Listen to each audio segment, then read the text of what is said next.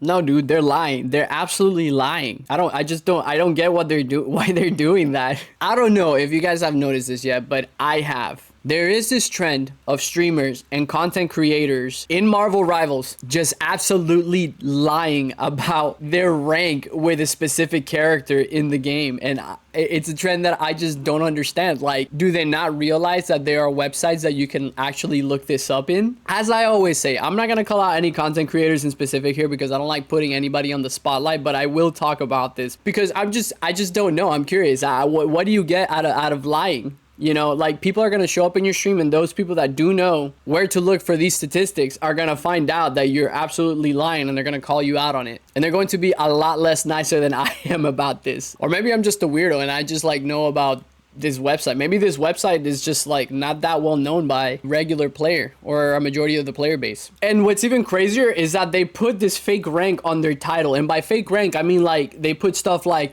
#1 Invisible Woman, #1 Spider-Man, #1 Penny Parker, #1 of whatever hero it is that it's their favorite or that they're one tricking. Because then I go and I look these ranks up because I'm like, what are these people doing to be #1? Let me see what they're doing. And first of all, they're either in a quick play match or they're platinum or below. And on rare cases, they might be GM or diamond. And after honestly looking at these websites for quite a while now, I think the only way that you are able to get a proper ranking on a character is if you play the game like a crap ton and they base those stats off of your performance across all the games that you have played. But you have to constantly be on this. And my theory on that is proven by the fact that I was actually in the top 500 on season 1 and 1.5, I believe it was, with Punisher, Spider-Man, and a couple of other heroes. I remember that I was playing a lot of Spider-Man, and with Spider-Man, I was like ranked 383 at the time.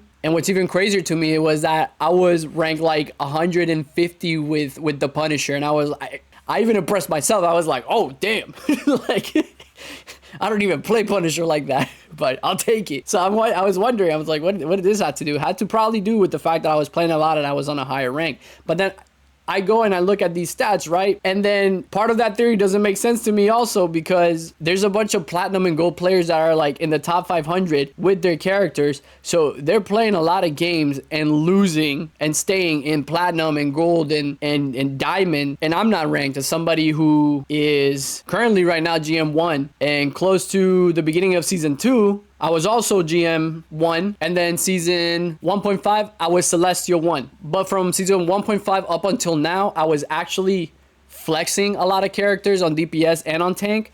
So I didn't put in as many hours into a specific character that I wanted to, especially with all the constant banning of Spider-Man. So eventually, of course, my KDA dropped with Spider-Man, my win ratio dropped with Spider-Man, and now is when this season I'm finally starting to be able to pick that back up, luckily, because my boy isn't getting as banned as often. So if you yourself have been wondering about your own stats or the stats of somebody that keeps coming up to you and telling you that they're X rank at X character, there are two main websites that you can go to. The first website is less in depth than the second website I have to talk about. The second website actually tells you your rank with the characters, and you can look that up more specifically. But this one is an overall stats-based website that will tell you their current competitive rank, the wins and losses that they have had in their most recent runs of competitive, and even quick play, as well as their performance with each character, their top 3 characters. And if you didn't know, what a lot of people actually do when they're going into higher ranks with a 6-stack, they actually have their whole team basically look up the opponent team's stats to see who they can target ban, which is something that my team used to do when we did run a 6-stack. But ultimately, what we ended up doing was usually just banning the characters that were actually being a problem to our team composition. And that in the long run helped us better than trying to target ban another player, which realistically speaking, that's how it should be. You should be able to counter other people's playstyles and shut down a player that's being problematic just simply by, you know, picking the right team composition or team character to be able to stop that momentum. And then the second website that allows you to actually look more in depth into a specific person's stats, which sometimes the stats tend to be like a couple of hours to maybe a day delayed. So in terms of accuracy, if you really want to see like how you did, wait like a day, and then you should be able to get your most recent stats updated after a certain run. But in this app, this is the app that you want to be using when checking out somebody's actual rank, which is why I laugh, because I don't think these streamers or these content creators know about this app, or rather it's not an app, it's a website. I don't know, they might have an app. I don't like downloading like stat apps like this. I just look it up on website. I have a link, and I will put the links, by the way, in the description down below, so you guys can check out your own stuff too. And by the way, if you're coming across these content creators or streamers that are doing this and they have their platform or their profile on private for whatever reason, that might be why. It may be because they don't want you to see the real stats or their rank, and that's why they're lying on their titles. Like, in all honesty, dude, like, I have my profile on private, but that's not the reason why. I, in particular, have my stuff privated because I have ran into the situation where people look my stuff up as they're queuing up with me, and I get target banned. And that was the reason why when we went into a 6-stack, a lot of people would ban Spider-Man because they would know I was a Spider-Man main with a high win ratio. I had like a 70% win ratio with Spider-Man. And then your boy got washed up because everybody started banning him. I'm getting it back. I'm gaining it back. Check out the recent Spidey clip, by the way. I'm getting my mojo back. Pull the crazy off-map route elimination on no more. It was crazy. Go check it out. Find it. It's one of the most recent clips. It was epic. It was cinematic and everything. I made it. it was dope.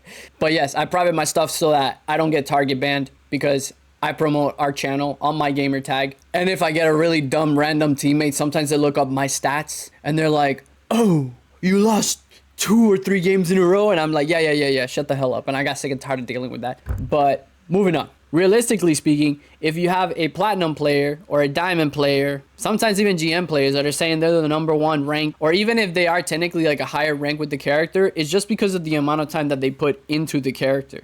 Because they're stuck in platinum, gold, or diamond, being top 500 with a specific character, right? But they haven't hit GM or they haven't hit Celestial. And if you put them against a GM or a Celestial Eternity player, right, they're obviously going to get smoked. Which, if I think about it, this could also be the reason why there's so many one-tricks and why people are trying to grind their asses off on a specific character just so that they can be like, "Oh, I'm the #1 Magic," or "Oh, I'm the #1 freaking Jeff player," or whatever the hell. So let's say you look up a player and this player is in the top 500 with Punisher, and this person is platinum, gold, or diamond and under. 100% the only reason why they're that rank is because they're unemployed. They're an unemployment boss who just puts a lot of hours into the game, versus like somebody who's in the top 500 with that character that is actually GM or above. That's more believable. That's more accurate. But yeah, I just wanted to bring this up because apparently it's a trend that's happening. A lot of streamers and content creators, I guess, just to get you to click on their account and potentially stay to watch them, claim to be a #1 ranked player or top 500 player, when then you stay to watch the gameplay and clearly they're not playing to that caliber. But that's pretty much it, guys. Like, comment, and subscribe if you like the video, and let me know your thoughts on this in the comment section down below. Let me know if you guys have ran into any of these like fake top ranked #1 players or whatever. Let me know what you guys think. Catch you on the next one.